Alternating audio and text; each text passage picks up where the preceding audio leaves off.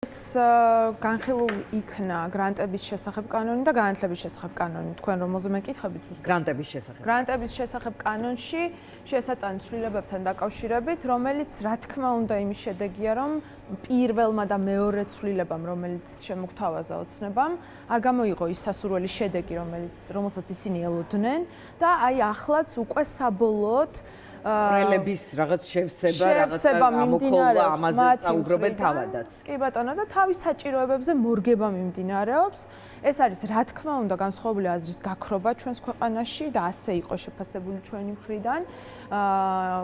შეკითხვები, რომლებიც ჩვენ დავუსვით, იყო კონკრეტული შეკითხვები, მაგალითად პოლიტიკური პარტიებთან მიმართებაში, პოლიტიკოსებთან მიმართებაში და სხვადასხვა იმ მუხლებთან დაკავშირებით, რომლებსაც ისინი ამკაცრებენ, თუმცა რა თქმა უნდა და მაყურებლებს შეუძლიათ ნახონ, მხოლოდ სიცრუე, რომელსაც სხვა კანონპროექტების განხილვის დროსაც ისინი ხშირ შემთხვევაში გვთავაზობენ და მხოლოდ აი ეს შაბლონური პასუხები, რომლებიც მხოლოდ და მხოლოდ არ ემსახურება სიმართლეს და ჭრილ აღსრულება გაჭირდება, თორემ იმდენად ფართო ინტერპრეტაციის შესაძლებლობას იძლევა ეს კანონპროექტი, აი ამაზე ყველაზე უხერხულ кейსებამდე შეიძლება მივიდეს და დღესაც იყო ამაზე კითხვა-პასუხი, სხვათა შორის თქვენი გუნდის მისამართით, ზოგჯერ არ არის ხოლმე ასე გამოხატული, ეხლა დღეს იყო რაღაცნაირი. რა თქმა უნდა, იყო დღეს და თავარი იყო ის ტყუილები, რომლებსაც ისინი საუბრობდნენ, მაგალითად კონკრეტულად გიორგი გახარიას მიმართ ისევ და ისევ სიცრუე გაჟღერდა ქალბატონი წულუკიანის მხრიდან, მან თქვა რომ იარაღით მოვიდაო კომისიაზეო და უნდა მოსვლა რა? ხო, უნდა მოსვლაო და ეს არის რა თქმა უნდა ტყუილი.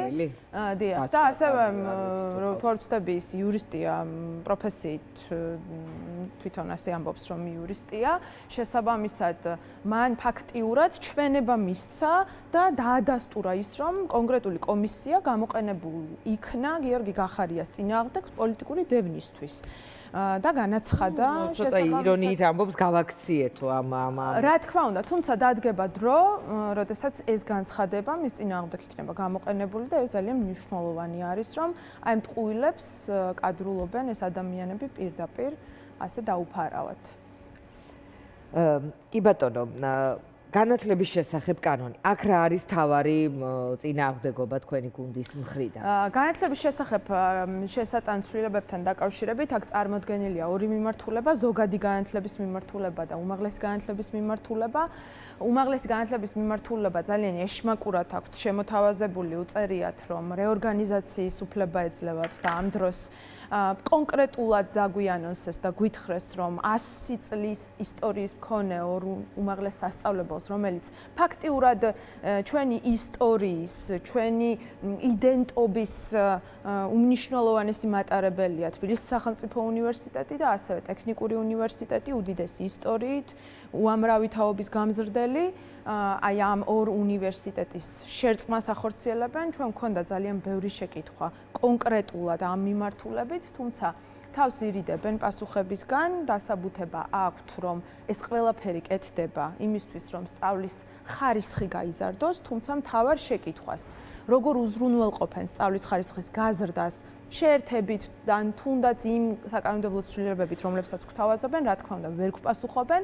სამი მიზანი აქვს ამ რეფორმას, ისინი ეძახიან ამას რეფორმას, თუმცა ეს არის სპეცოპერაცია და ბრძოლა განათლების სისტემის წინააღმდეგ და ასე შევლენ ისინი ისტორიაში, ჩვენს ქვეყანაში და სამი მიზანი, ერთი ყველაზე მნიშვნელოვანი მიზანი ეს არის ქუთაისის საერთაშორისო უნივერსიტეტის პოზიციების გაძლიერება.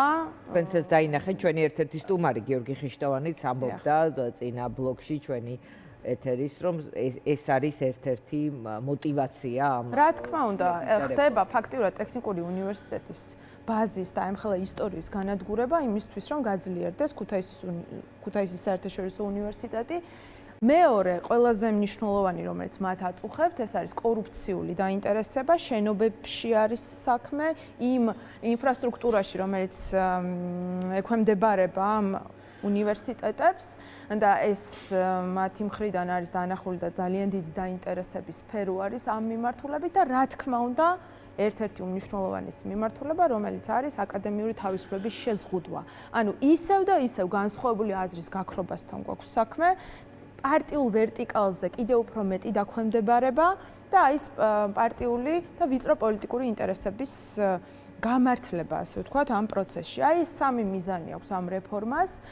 იქ არის ძალიან ბევრი გადაწყვეტილება, რომლებსაც ისინი იღებენ, ინფრასტრუქტურა, მაგალითად, სკოლების ინფრასტრუქტურა, რომელიც საერთოდ არანაირ კრიტიკას არ ურძლებს, იმიტომ რომ მაგალითად სამეგრელოში, მაღალმთიან სოფლებში გვაქვს სკოლები, სადაც დღემდე შუშის ფეჩით თბებიან ადამიანები. აი ესეთ ადამიანებს და მათ მშობლებს ეუბნებიან, რომ ფორმები უნდა შეიძინოთო. კი, აქვთ გათვალისწინებული სოციალურად დაუცველებისთვის, მაგრამ რა ხდება შეჭირვებული ოჯახების შემთხვევაში, როგორ არეგულირებენ ამას. ან მაგალითად მასწავლებელთა დახელოვნების, მასწავლებელთა სწავლების და აი ამ სწავლის ხარისხის მომატებისკენ რა ღონისძიებებს ატარებენ, ამასაც ვერ პასუხობენ. თავარი შეკითხვა კვლევებთან დაკავშირებით, რომელიც უბრალოდ ღიმილის მომგვრელია უკვე. დღემდე არ ეღირსა დღის შუქი იმ ბაზრის კვლევის შრომის ბაზრის კვლევას, რომელსაც გვპირდებიან წინა ცვლილებების დროს შეგვპირდნენ და გვითხრეს, რომ გვანახებდნენ ამ კვლევასაც, მაგრამ დღემდე არ გვინახავს და ეს ყველაფერი შაბლონურად ამასაც ზუსტად იგივე პასუხებს სცემენ სამინისტროს წარმომადგენლები და რა თქმა უნდა ებრძვიან განათლების სისტემას. მაქსიმალურად ხდება ყველაფრის გაკეთება იმისთვის, რომ შემცირდეს სტუდენტთა რაოდენობა ჩვენს ქვეყანაში და რა თქმა უნდა განათლების ხარისხიც ამით კი ბატონო, დებატები, რომლის ექოც იყო დღეს პარლამენტში, მათ შორის რამდენიმე გამომსვლელი ამბობდა, რომ როგორ ეკორის დედა პარტიას, გახარიების პარტია, მათ უკან დაიხიეს, რაც გარე პატრონების გადაწყვეტილება შეიძლება იყოს. იყო თქვენი მხრიდან მზაობა, შემდეგ აღარ იყო მზაობა. ახლა როგორ იქნება თქვენი პოზიცია დებატებთან დაკავშირებით? ნამდვილად ღიმილის მომგვრელი იყო გუშინდელი და თქვენ ნახავდით ალბათ და შესაბამისი დაინტერესებაც იყო მაყურებლებისგან, იმიტომ რომ ნახეთ, რომ დებატები რომ მორჩა, მათი ეს ძალიან რეიტინგული შოუ დაიწყო.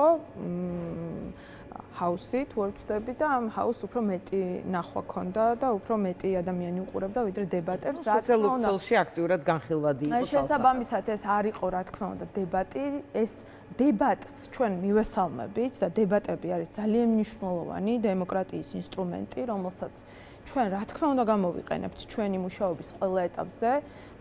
დებატები კი არა, მთელი ოპონირების პროცესი გვაქვს, ჩვენ საპარლამენტო მუშაობა განვაახლეთ, მიუხედავად იმისა, რომ ყველა მხრიდან ვიყავით დარტყმის ობიექტები, ჩვენ მაინც ვაკეთებთ ამას და დღევანდელი დღე თუნდაც არის იმის მაგალითი, რომ ჩვენ ავინაზღაურეთ და გუშინ აი ამ პროპაგანდისტულ ფარსში არ მივიღეთ მონაწილეობა იმისთვის, რომ დღეს აი ესე სიღრმისეულად ახერხებთ პარლამენტში ანაზღაურებას და ამიტომ თუ მომავალში მიიღებთ, თუ ამას როგორ უყურებთ სამომავლოდ თქვენს პოზიციას? ჩვენი პოლიტიკური პარტია ვაკეთებთ პრაგმატულ პოლიტიკას. ჩვენ არ გვიყვარს რაღაც წინასწარი დაპირებები, წინასწარი რაღაც ილუზიების შექმნა, შესაბამისად ჩვენ მივყვებით რომ იქნებოდით დებატებში წარმოდგენილი. სხვადასხვა ასე იყო თქვენი გუნდის განხილვა. ეს არის ზოგადად ჩვენი პოლიტიკური გუნდის გადაწყვეტილება, რომ ჩვენ არ გვეშინია არანაირად შინაარსობრივი დებატების, შინაარსობრივი განხილვების. თუმცა გუშინდელი დღე და რუსთავიორის ეს გადაცემა არ ემსახურებოდა რეალურ დებატებს. დებატები მე მესმის ისე, რომ ეს უნდა იყოს მოქალაქეთა ინფორმირება, მოქალაქეებისთვის მწვავე საკითხების განხილვა და ამაზე საუბარი. და ეს არ უნდა ემსახურებოდეს პროპაგანდისტული ინტერესების გაძლიერებას, ეს არ უნდა ემსახურებოდეს მოქალაქეების დაგერღვიათ ეს ბალანსი საზოგადოების ინტერესის სასარგებლოდ. შესაბამისად არ ვიყავით ჩვენ, იმიტომ რომ ეს არ იყო დებატი, რომელიც დაადგენდა ჭეშმარიტებას და აქედან გამომდინარე ოცნებას ეშინია უბრალოდ რომ დაგვიჯდეს პირისპირ, ამიტომაც იშვიათებს სატელიტ პარტიებს. სატელიტ პარტია ვინ არის ოცნების? თუნდაც ნეიტრალური საქართველო, თუნდაც ძალიან ღიმილის მომგვრელი იყო ბატონი სუბარის და ბატონი პაპუაშვილის და ჩვენ ნახეთ უამრავი კადრი, რომელიც გავრცელდა ამასთან დაკავშირებით თვითონვე ვერ მალავდნენ.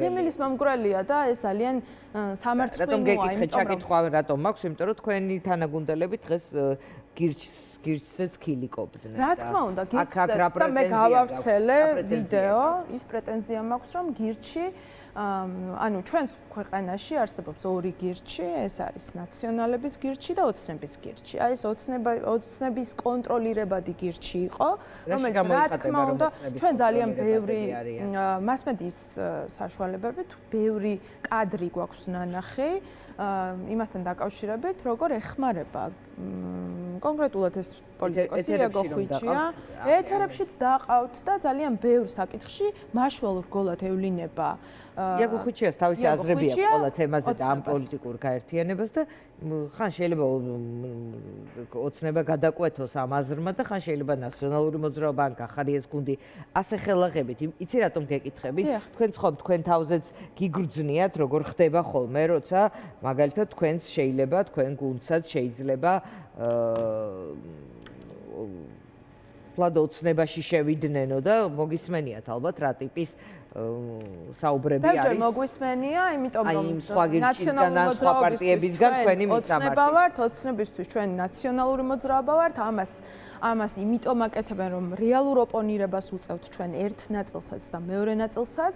შესაბამისად, ჩვენ არ გვეშინია ამ რაღაც ისტერიკების, რომელიც მომდინარეობს ძირითადად ნაციონალური მოძრაობა ახდენს ხოლმე ამ ყველაფრის დაწყებას ჩვენს წინააღმდეგ და რა თქმა უნდა ოცნებაც ეხმარება. ეს ორი ძალა ერთმანეთს აცოცხლებს, ასულმულებს, შესაბამისად მაშველი რგოლია ერთმანეთისთვის, თუმცა ოცნებისთვის არის კიდევ სხვა მაშველი რგოლები, რომლებსაც ისინი იშველიებენ ესეთ სიტუაციებში, მაგალითად გუშინ, მათ სურდათ რომ ჩვენი გუნდი დაარიყავით, მაგალითად იაგო ხვიჩიას აქვს გაცხადებული, რასაც ვუსმენ დიდი ხანი ამბობს, რომ ვილაპარაკოთ, ვიდებატოთ, ვიქნებით ყველგან წარმოდგენილი, საერთოდ ულაპარაკობის დეფიციტზე საუბრობს ქართულ პოლიტიკაში და ამის რაღაცა სულ ამაზე ლაპარაკობს. ამიტომ იაგოს იქ ყოფნა რა მაშველგოლობად შეგიძლიათ ხა? გუშინ ჩვენ დავინახეთ თვალს. ეგ რომ თქვენ მიყვიდეთ, თქვენ ქართული ოცნების გაგრძელება ხართ სატელიტი იქნებით, მეორე ორ შაბათს რომ გიხილოთ რუსთავი. არა, ჩვენ რა თქმა უნდა არ ვიქნებით და ამას მოწმობს ის ოპონირება, რომელიც თუნდაც დღეს გავწიეთ და თუნდაც ნებისმიერ სხვა შემთხვევებში რეალურ ოპონირებას უწევთ ჩვენ და რეალურად ვაჩვენებთ ოცნების ამომრჩეველს პირველ რიგში რა არის დღეს ოცნების ნამდვილი სახე, რას აკეთებს დღეს ოცნება და როგორ ეპყრობა საკუთარ ამომრჩეველს პირველ რიგში. ხო, აქედან გამომდინარე ეს არ არის მართებული, თუმცა გუშინდელი დღე ეს იყო პროპაგანდისტული ფარსი, რომელშიც ოცნება ცდილობდა რომ ჩვენც შევსულიყავით ხელისუფლებასთან ეს არ იქნება პროპაგანდისტული. ჩვენთვის ძალიან მნიშვნელოვანი არის რომ ჩვენ არ დავეხმაროთ ოცნებას, რომ გაასაღოს ეს ყველაფერი დემოკრატიულ პროცესად, იმიტომ რომ ისინი იქნებით ოცნებასთან წარმოდგენილი ის არ იქნება პროპაგანდისტული ფარსი? ჩვენი ოპონირებით, ჩვენი მუშაობით, ჩვენი პრაგმატიული პოლიტიკით, თუნდაც იმ ნაბიჯებით, რომლებსაც ჩვენ ვდგავთ, იმიტომ რომ ჩვენ თავიდანვე ვიძახდით რაც არ უნდა მტკივნეული ყოფილიყო მოქალაქეებისთვის. ის საკითხები, რაზეც ჩვენ საუბრობდით და ჩვენი ლიდერი საუბრობდა. ჩვენ ყოველთვის ვიძახეთ სიმართლეს და ჩვენ გვაქვს ჩვენი დღის წესრიგი, შესაბამისად, როდესაც ჩვენ ჩავთვლით, რომ მზად ვიქნებით იმისთვის, რომ რეალურად ოპონირება გავუწიოთ. ამ საკითხებში, სხვადასხვა საკითხებში ოცნებას, რა თქმა უნდა, ჩვენ ვიქნებით არიყავით მზად გუშინ ჩვენ მზად ვიყავით, ჩვენ ყოველთვის მზად ვართ და ამაზე მოწმობს კიდევ ერთხელ დღევანდელი დღე. იმიტომ რომ დღეს ჩვენ საქართველოს პარლამენტში ავინაზღაურეთ გუშინდელი დღე თუნდაც და დღეს ჩვენ განსხვავებული აზრი დავაფიქსირეთ საქართველოს პარლამენტში, ჩვენ ოპონირება გვქონდა ოცნებასთან და დავანახეთ საქართველოს მოსახლეობას და პირველ რიგში ოცნების ამომრჩევლებს ყველაფერი ის, რასაც ოცნება აკეთებს მათ წინააღმდეგ. სამომავლოდ შეიძლება გიხილოთ ასეთ დებატებში, სწორად გავიგე? ჩვენ ამას გადავწყვეტთ ჩვენს გუნდში და ამის პრობლემა არ გვექნება, ამას გავასაჯაროვებთ ჩვენს გადაწყვეტილებას. ანუ არ არის ჩვენი სტილი წინასწარ დაპირებების გაცემა, არ არის ჩვენი სტილი არაპრაგმატული ნაბიჯების გადადგმა, იმიტომ რომ ჩვენთვის მნიშვნელოვანია პრაგმატული მაგალითად ეხლა ეს იმიტომ რომ სხვაგანაც შეიძლება იყოს ეს დებატი და არ აქვს ისტერიკას მოაწყობს ახლა ოცნება თუ მისი სატელიტი პარტიები მოაწყობენ იმასთან დაკავშირებით რომ ჩვენ ვიყავით თუ არ ვიყავით წარმოდგენილები ამ დებატებზე ჩვენთვის მნიშვნელოვანი არის რომ ჩვენ ვიყოთ მწვავე ოპონირებაში ჩვენ დავიცვათ მოქალაქეების ინტერესები იმიტომ რომ ჩვენ გააზრებული გვაქვს ის რა დატვირთვაც გვაქვს დღესდღეობით ჩვენს ქვეყანაში. მადლობა, ძალიან დიდი მადლობა, ტატა ხვედელიანი პარტია გახარია საქართველოს